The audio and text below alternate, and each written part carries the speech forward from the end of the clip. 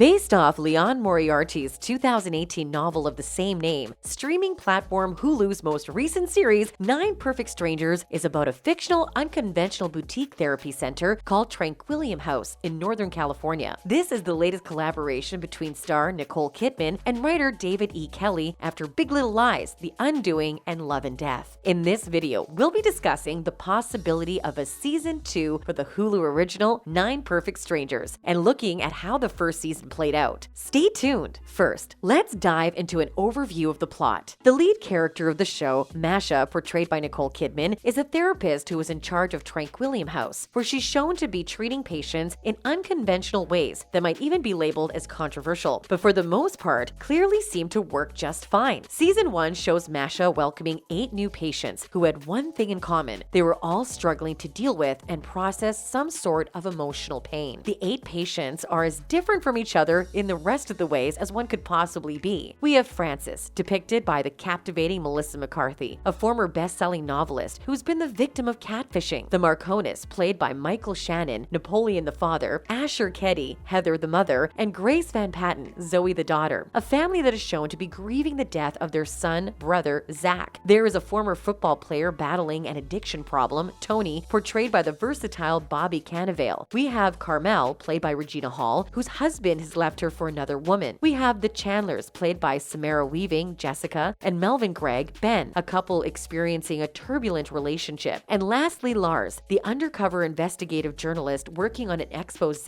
about the Tranquillium House, artfully played by Luke Evans. Treating the 8, Masha herself is seen to be grieving the death of her daughter, Tatiana, played by Aliyah Brown, shown in flashbacks. Next, we look into the first season. What happens? Masha, as the resort director, is working with Yao and Delilah, both of whom are wellness consultants, to monitor and survey the 8. Day 5 of the boutique stay, Heather figures out that they have been drugged by way of the smoothies they've been fed. Masha reluctantly has to own up to the fact that they've been microdosing the patients with LSD in a bid to get them to open up, but had tried out a larger dose on the group that day. The guests, although upset, are soon all too high to realistically do anything about it. High and seeing the drug-induced hallucinations, they all experience various revelations. Lars sees that the reason he is so afraid to marry his partner, Ray, who he loves, is actually his parents' unhappy marriage. Heather experiences guilt about Zach's death by suicide because she inadvertently gave him medication that had depression as a side effect. Carmel, on the other hand, comes to peace with herself and decides that she loves her body as it is. Once the guests sober up and the high wears off, they realize they are locked in. While they are busy trying to find a way out, the staff trio discusses the situation. Delilah, realizing that the whole project is not going to end well, leaves stealing Ben's Lamborghini on her way out. Although it started off as a teamwork exercise, Masha decides to try something new, and when Yao protests, she drugs him as well. The guests soon hear and smell a fire outside the room and start losing their minds until they come to the realization that it's just a recording. The door is then unlocked, and sitting outside is just a small wastebasket with burnt stuff. Once free, Masha asks the 8 if they're pleased with their revelations and the results of her unconventional methodology. Heather insults Masha, who is high at this point, leading to Masha attacking her, hence Frances knocks her out. A cop shows up, checking up after having caught Delilah going over the speed limit in the stolen Lamborghini. The 8 tell him what happened, leading to the arrests of Masha and Yao. Afterwards, the guests are shown to have ended up indeed resolving the root issues they had gone to the resort for. Fast forward many years later, Masha is seen getting out of jail, having already written a book and also has an exclusive, secretive LSD-based illegal therapy program still going on. Frances and Tony are shown to have married. So will there be a 9 Perfect Strangers season 2? As of now, Hulu hasn't said anything if it's going to renew 9 Perfect Strangers or not, so it is far too early to set a release date. At this point, all anyone, especially the fans, can do is to try and make educated guesses about the tentative release date based on the production timeline of the first series. According to director Jonathan Levine, season 1 saw its production move from Los Angeles to Byron Bay in Australia. According to Kidman's Instagram, production began on August 10, 2020, and was completed on December 21st within a period of 4 months. The show then premiered on Hulu on August 18, 2021. The clear gap of nearly a year between the start of production of the season and the debut gives the idea that 9 Perfect Strangers Season 2 would most probably not premiere until at least 1 year after getting approval from Hulu. And what cast could we expect for 9 Perfect Strangers Season 2? There can be no guarantee that 9 Perfect Strangers will be back for a second season. And since season 1 is a full through-and-through adaptation of Liane Moriarty's novel, it can be inferred that the second season would not be based on the existing source material. Which means at this point, what story season 2 might follow or who it might feature is in question. And although there's a possibility that the second season could bring back the original 9 of Tranquillium House from the first season, there is much more likely scenario that it would instead feature a whole new cast of characters. Masha, played by Nicole Kidman, who is the lead character, and Tatiana, played by Aliyah Brown, who is Masha's deceased daughter. Season 2 most definitely would not happen without the involvement of the brains behind the show, co-creator David E. Kelley and director Jonathan Levine. Other than those two, it's far too early to speculate on who else might be involved in a technical capacity. What would be the plot of 9 Perfect Strangers Season 2? It's worth pointing out that the show, 9 Perfect Strangers, was originally planned to be a Hulu limited series, based entirely on the novel of the same name by Liane Moriarty. But this does not in any way seem to rule out the possibility of a second season, because Nicole Kidman and David E. Kelley's last collaboration, also based on a novel by Liane Moriarty, Big Little Lies, was also originally planned as a one-off miniseries. But it ended up being renewed for another season by HBO. The only problem with 9 Perfect Strangers emulating Big Little Lies is the fact that even if it did come back, there would be no source material for it to draw upon. With that being said, some good news for the expectant fans of the show is that Jonathan Levine does have plans for a second season should it become a reality. According to the director, if he gets away with the future prospects of the show, it would in fact become an anthology series. He says that he certainly is holding on to hope that enough people liked it enough for it to warrant a second season, because he certainly has thought about how he would take it forward, how he would drive the story forward in the second season. He wants to bring in another group of 9 people for the next season. He believes the first step towards the second season would be enough people liking it, and then a conversation with Kelley, who is the series creator, and Kidman to sell them on the idea. So it appears that like the first season, 9 Perfect Strangers Season 2 would offer a completely brand new set of strangers with their own brand new problems. What remains to be seen though is the fact that who those strangers are going to be and what those problems might turn out to be. That's a wrap for this video. Will we actually see the miniseries continued on for a second season like Big Little Lies? Or will this be the end of the predetermined road for the show? Let us know in the comments below. Make sure to give this video a thumbs up and subscribe to our channel for more videos like this. See you in the next one.